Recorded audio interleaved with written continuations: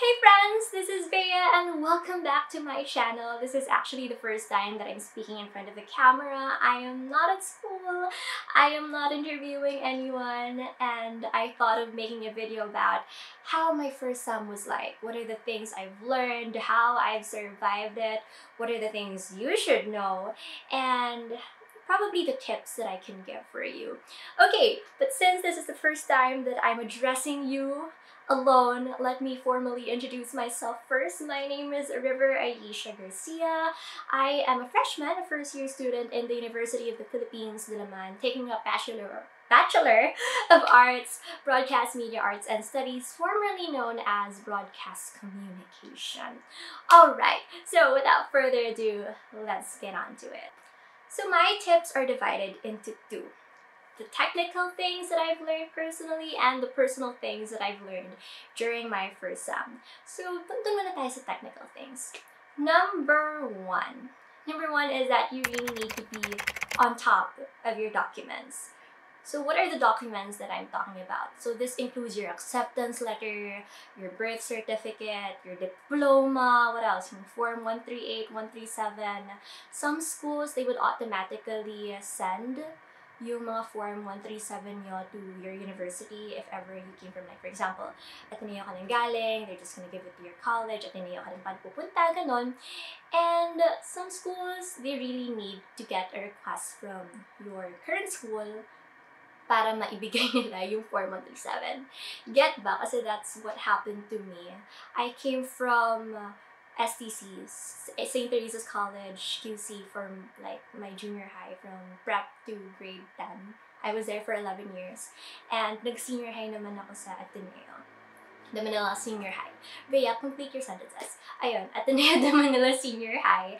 And medyo nahirapan na nga ako sa pag-transition ng documents because it's very tedious, it's very meticulous. There's a lot of like processes that you have to go through, and as someone who's a freshman who's new to these things, nabigla ako for real.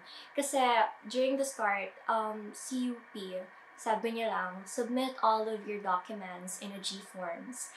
Like, label it this way, ganyan, ganyan, ganyan. What I didn't know was that 3 months after that, we need to submit it na hard copies. So, piece of advice, once you get those documents, store them in an envelope, in a G drive. Just make sure that you have a specific place where you can easily access these documents, because I'm pretty sure along your university stay, some colleges and departments would constantly ask for these documents from you. So it's really important for you to have it with you at all times. Okay? Okay. Number 2. Know how enlistment works, or research about how your university goes about their enlistment. In UP, we have this thing called CRS, so we just have to like enroll there, choose our subjects, ganon.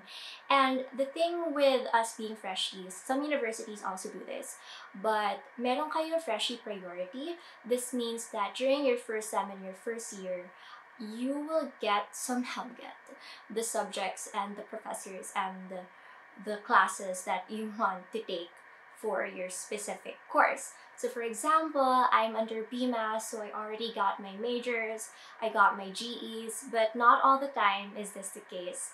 Kasi even though na freshman ka, may freshie priority ka, right now, currently, we're enlisting for our second sem. Sobrang nahihirapan ako. I currently just have 9 units and it's not working out for me.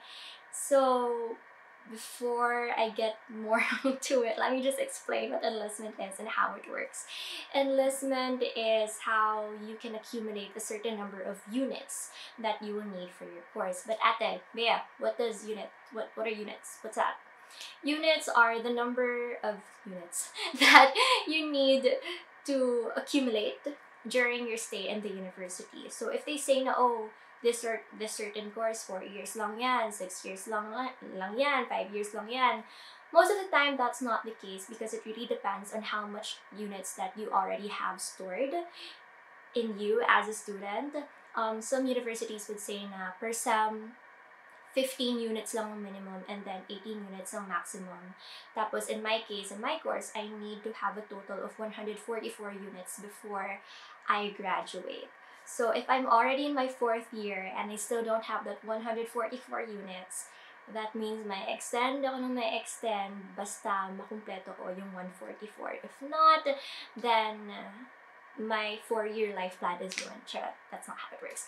But yes, even though you're still a freshman, know how these things work. How is the enlistment like in my university? Who are the teachers that will help me? Makiusap ka na sa mga seniors nyo. What are the classes I need to take? How is the schedule gonna be like for me? Kaya ko ba yung load? Is 18 units too much for me? Is 15 units too much for me? What if I take a gap year? Maybe hindi ka pa handa to get into college right away.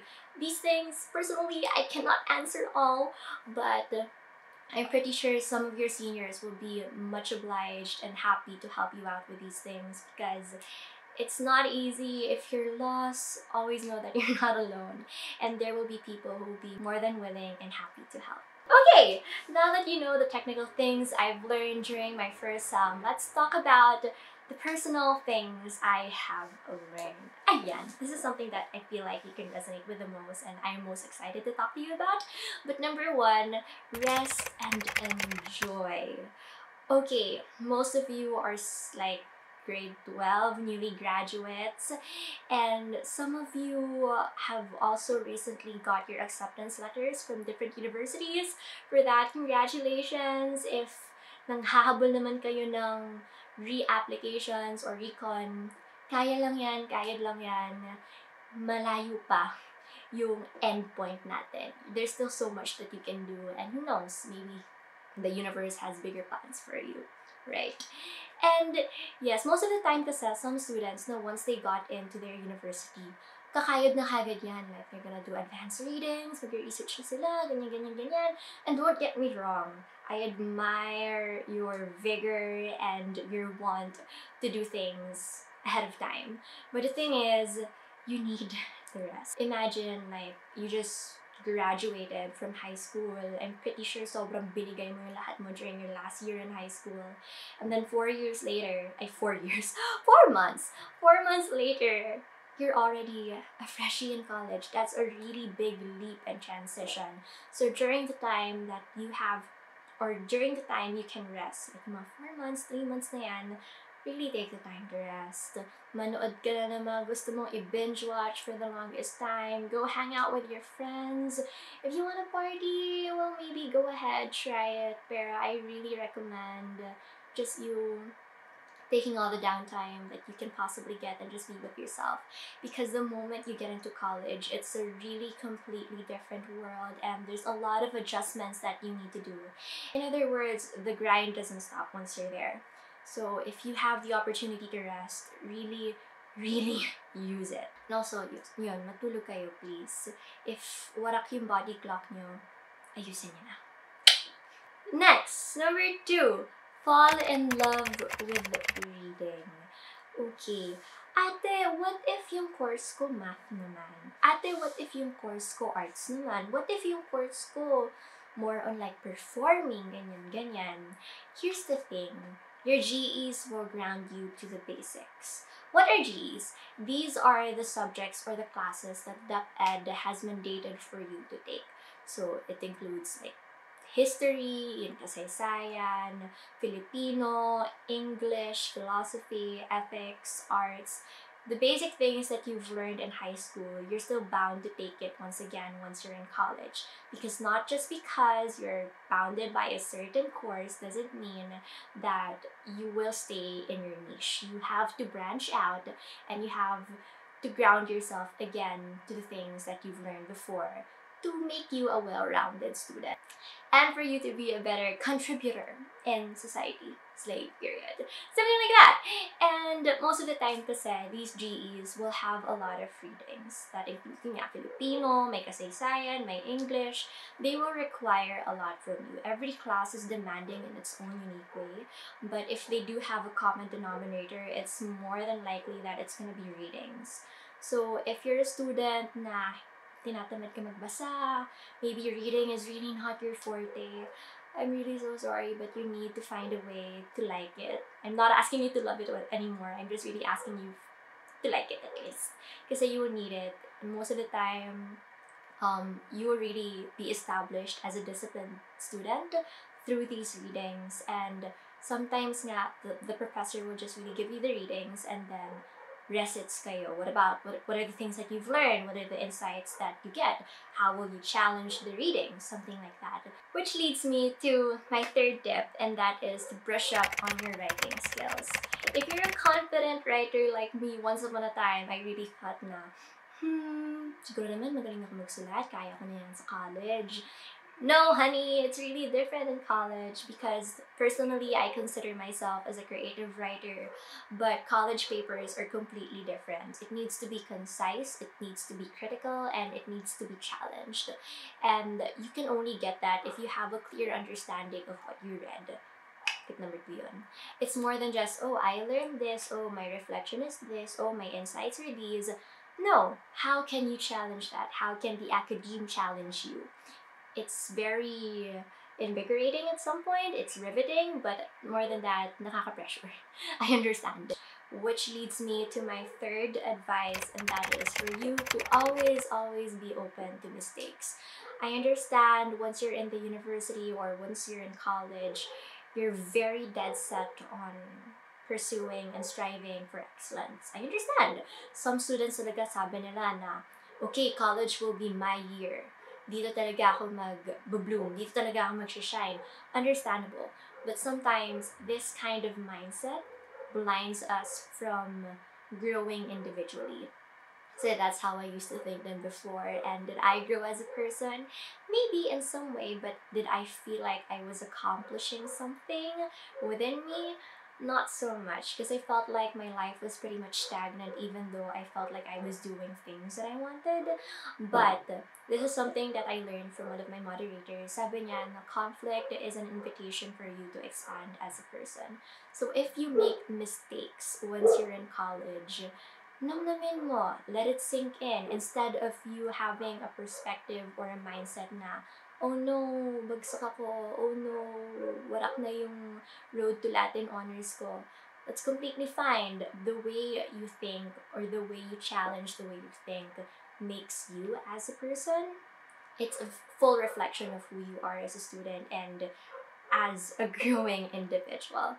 So instead of saying na, oh, I failed, think of it as, okay, what can I learn from this? How can I improve? It's always a change in perspective that will really help you survive in college.